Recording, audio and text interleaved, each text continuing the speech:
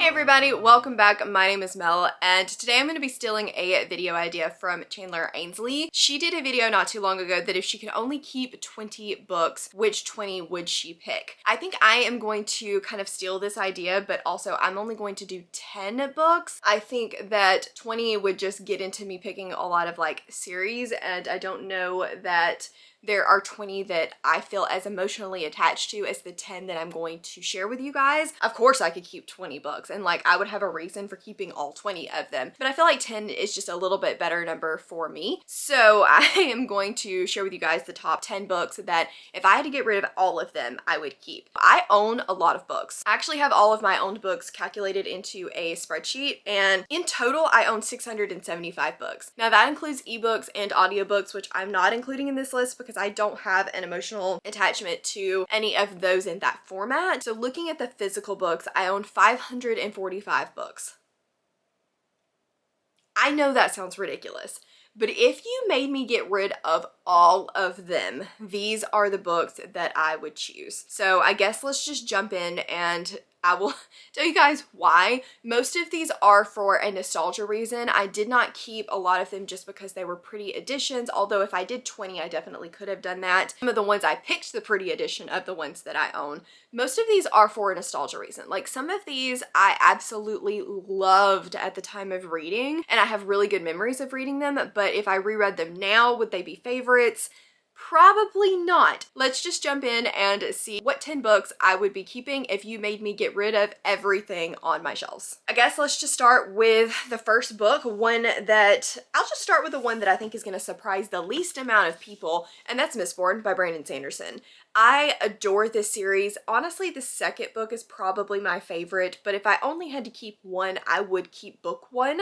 I love this series so much. It is something that really got me back into high epic fantasy several years ago, and the archetypes are just something that I really enjoy. Then I don't just love, but the rest of the characters are just really well done, and I had a good time with the story arc in here and the story arc throughout all of the series.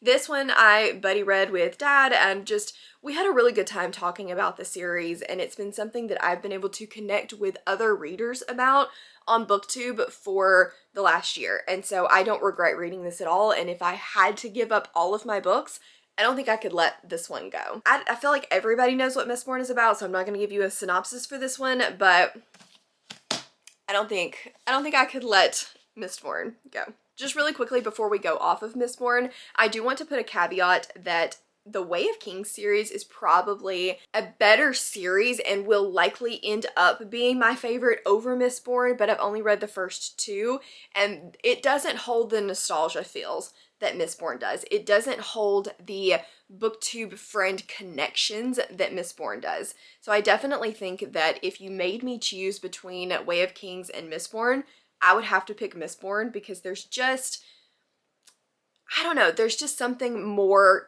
to Mistborn as far as the community aspect of it goes than there is Way of Kings, which makes perfect sense because Way of Kings is a massive book. I mean, it is like 1,000 pages or more, so I completely understand why not as many people want to read that one. So I would definitely, I think, keep this one over Way of Kings. Then is one that I don't ever talk about, but it is one that I read in PA school when I was just really getting back into reading. A friend of mine and I, Carrie, were trying to re-explore what we liked and use that as an escape from the really stressfulness that was PA school. And so I ended up reading An Unkindness of Magicians by Kat Howard and absolutely loving it. I don't think she liked it as much as I did, but this is a story that I should not like. It is a little on the slower side. The prose is just a little bit more lyrical, and it's not something that should work for me at all. It, in theory, if you thought about the concept, would, because it's about a rogue magician and a competition for power, but the execution should not have worked for me, yet I absolutely loved it. I do plan to reread this book at some point because the second book, which we thought was never coming, is coming out in April, and so I do want to get to this possibly this month so that I am refreshed because it's been 3 or 4 years since I read this book, but I'm a little terrified to do that, not gonna lie. This one I would be keeping purely because of the good memories that I have reading it with a friend while I was in a stressful time of my life. Then we have one of my pretty books. I actually have 2 editions of this, and I think I would keep this one, and that's Dune by Frank Herbert. Do I absolutely love this book? No. However, I think I would keep it because it is like the epitome of like classic epic sci-fi, and I did really enjoy the movie. I had a good time just reading this and talking about it with other people. Again, it is one of those books that allowed me to really connect with other sci-fi fantasy readers, and it's absolutely gorgeous. So I do think I would keep this one. This is one of the ones, probably one of the only ones that I was like, do I want to include that or not? Because it's not an all-time favorite book, but I did enjoy my time with it. Will I ever continue on in the series? Probably not, but I did enjoy my time with this book, and I do think that I would really want to keep it on my shelves. Then for one of the ones that nobody is going to associate with my channel at all, because this is pre-booktube, this is honestly pre-adult me, but I don't care. And I do plan to do a reread of this series at some point, potentially vlogging to see if I still like it. I don't know, guys. Let me know what you would want me to do regarding the series, because it's like 18 books long currently and still going. That's Lover Awakened by J.R. Ward. I would keep this book specifically out of the series. Now, there are several others in the series that I would love to keep. Like, I really, really love Lover Mine, which is John's story, but I would probably keep this one specifically. Zadist is just one of those characters that really pulls at your heartstrings. He is the epitome of tortured hero. If you like a tortured, brooding hero, this is your guy. Literally tortured hero. This is I'm assuming most people know what this is, but it's about a band of vampires that are fighting a evil force to keep the world in New York City specifically safe. Zadist was tortured, and he is now trying to learn to trust and love again, and I loved this book. I mean, obviously you can see the spine. It has been read several times, and I'm never getting rid of this particular edition. Like, even if I could find the newer, prettier editions, I would not be getting rid of this. If I could find the hardbacks for the first 6, because I think it's the first 6 that I have in mass market, I might get those, but I still don't know that I would get rid of this particular edition, because it just holds a warm spot in my heart and some warm memories of reading this when I knew I wasn't supposed to be, probably at like, I don't know, 14, 15 years old, and just devouring this story. Let's go with another one that I feel like is pretty easy to guess, and that's A Court of Mist and Fury by Sarah J. Maas. I like Sarah J. Maas. I will be one of those that just admits that it's okay that I like Sarah J. Maas. I know that there are some people that are like, why do you like her? She's just yada yada yada, but I don't care. I don't love the Throne of Glass series as much as I did the ACOTAR series, and I like this book specifically.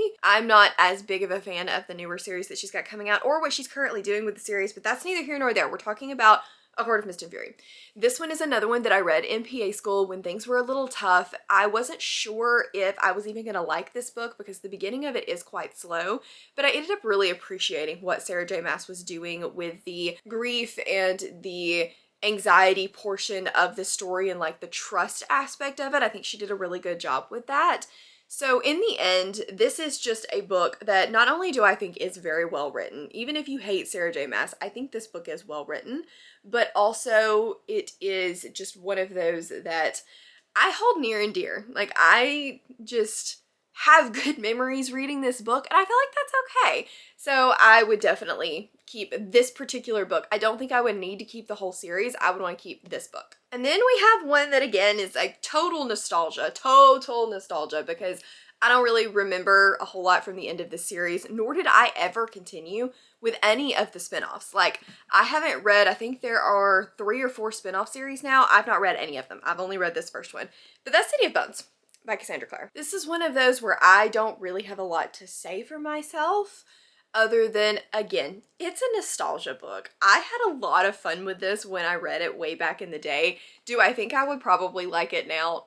It's unlikely, but it doesn't really matter because this is one of those just got me into fantasy again type of books. It was one of those series that I wanted to read every time a new book came out. I think I found this series when the first 3 were already out. And it is one of those series that I remember going into the bookstore and I remember seeing this and thinking that the cover was a little weird because the dude's head was cut off. and picking it up and saying, I'll try it. I've never heard anything about it.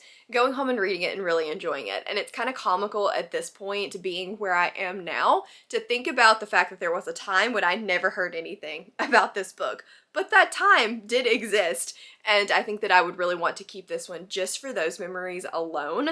I was looking at kind of my young adult middle grade shelf, and I was like, okay, if I could only keep one of these, which one would I pick? And I think it would have to be this one. I think it would have to be. Okay, I think this is number 7, book 7, yeah. So book 7, I would be keeping the illustrated edition of Assassin's Apprentice by Robin Hobb. This one's for a couple of reasons. Do I really enjoy this book? Yes. I think I gave this one a 3-star. It's following Fitz, who is a young boy, and he is a bastard son of a prince, and when he is basically found out, his great-grandfather or grandfather, who's the king, decides that he needs to be the royal assassin. This series is one that is extremely long. Like, I'm sitting here looking, and I have an entire shelf of books in this kind of world and universe. I guess this first series is only 3 books long, but I really consider Realm of the Elderlings one, like, big thing, even though you don't have to read them all in order. You just have to read all of the Fitz books in order. And I don't know, this is one that I would have never picked up on my own. Becca from Becca in the Books did the catch-up book club for the Elderling along last year, and the only reason I picked this up was because of that. Would I at some point have picked it up on my own? Probably. Would I have continued into the series as far as I did without some encouragement? Probably not. This is a very slow, very character-driven series, which is not usually my thing, but I ended up coming to really appreciate the way that Robin Hobb writes and the focuses that she has in the characters and relationships that she creates, and I enjoyed reading it with Becca and the gang. There was a point where she invited me onto a live show, and at that time I was an even bigger baby booktuber than I am now, and the amount of fangirling that I did when she invited me onto that live show in the background is kind of funny. I told David, I was like, okay, I know we normally go to lunch this time, but we have to be back at 2 o'clock because I have to do this live show. And he was like, why? Again, this was back in the time where he wasn't used to me filming or doing live shows or anything like that. Now he's like, yeah, whatever, we'll just make it work. But it was just such a great feeling hanging out with Becca and Ashley, and I think Zaf was there as well, getting to know them and making those friendships, as well as talking about one of the books in this series. So I think if I can only pick one of them, I would pick this one just because it's the first one, and I can remember reading this book and trying to figure out how I felt about it, being really excited when I got the illustrated edition in the mail because it's got some really pretty illustrations in it. Let me see if I can find one for you guys. Ah, this is a good one. This is the Fool. So it's got some really pretty, just good illustrations in it. This is not my favorite book in the Realm of the Elderlings. That's going to be either one of the Live Ships books or one of the Tawny Man books, probably. Royal Assassin's actually my favorite of this trilogy. But I would want to keep the first one, just because it's the first one. Kind of like Mistborn, even though the second Mistborn is my favorite, I would want to keep the first one, I think, in this series. So lots of love, lots of nostalgia associated with most of these books, and this one is no exception. Okay, and I cheated for the last 3, and these are the top 3 books that I would not get rid of. I was trying to figure out, okay, if I was looking at this list and I had to prioritize from first to last what I would keep out of the 20, and we'll do that at the end, what would be my number 1 book that I would keep? And it would be this series starting in the correct order, working my way down through the first 3. I would only want to keep the first 3. I don't necessarily need to keep 4 and 5. I don't know why that is, because they are part of one series and one series arc, even though there's more books in the series arc ends at 5. If that makes sense, I'm rambling. But that would be the Fever series by Cara Marie Moning, specifically Dark Fever. This is not one that I am going to sit here and sing praises about how well it is written, how well the story is crafted, how awesome the characters are. I mean, in my mind, it is. It is so much fun. The characters are so good. The relationships are so much fun. The romance is so, like, slow burn and steamy. There's fae. I love the story in here. So for me, this is probably, it's my favorite book of all time, but I hate to say those words out loud because if you read this, you would be like, Mel, why? But it's a timing thing. So I read this book when I was young, like we're talking 13, 14 years old. Should I have? Probably not, but I did. So this was one of those first fantasy books that I managed to get my hands on, and every time I'm feeling down, there's just something about rereading this series, and rereading is not something that I do a whole heck of a lot anymore, that just makes me kind of get a reset and get back into reading again. So again, you're gonna come and say, Leah, that series is terrible, and I'm gonna say, I don't care. So I would definitely be keeping Dark Fever, followed by Blood Fever, followed by Fae Fever. And I mean, you can just look at these books and tell how well loved they are. They are busting at the seams, cracking, bent, like pages are flaring.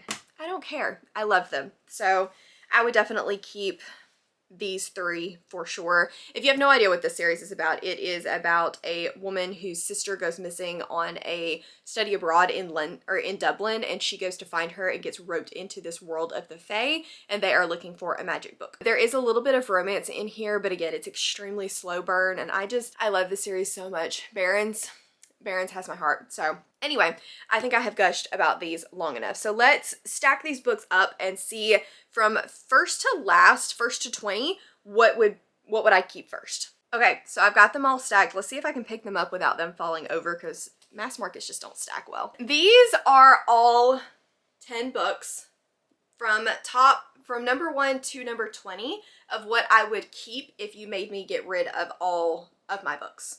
So if I could only choose 10, it would be these 10. And I think that this is a pretty solid stack, no lie. It's got some fantasy, it's got some romance, it's got some young adult, and I think it really reflects what I remember always loving, as well as starting to reflect what I love now. So definitely think that I made the right choices there. Like I said, if I did 20, I could definitely and would definitely pick more high epic fantasy that are things that speak more to who I am now as a reader. But if you only made me pick 10, the top 10 would be the nostalgia. The second 10 would be loves that I absolutely love now. So maybe I'll do a follow-up to this if you want me to, instead of just if I could only pick 10 books. If I could only pick 10 books now, like with favorites that I love now, what would I pick? Let me know if you guys want to see that video, and I'll be happy to do it. But this was so much fun. I really loved pulling all of these down and remembering why I love them so much, and it made me want to reread some of them, even though I don't do a lot of rereading and I don't have time for that. Tell me down in the comments what 10 books, or what top book, if you don't want to list all 10, what is the number 1 book that you would keep if you had to get rid of all of your books? I want to know down in the comments below. Thank you guys so very much for watching. As always, links to my Patreon, Twitter, Instagram, and Goodreads are all in the description box down below. If you guys liked this video, please give it a big thumbs up, subscribe if you wanna, and I will see you in the next one.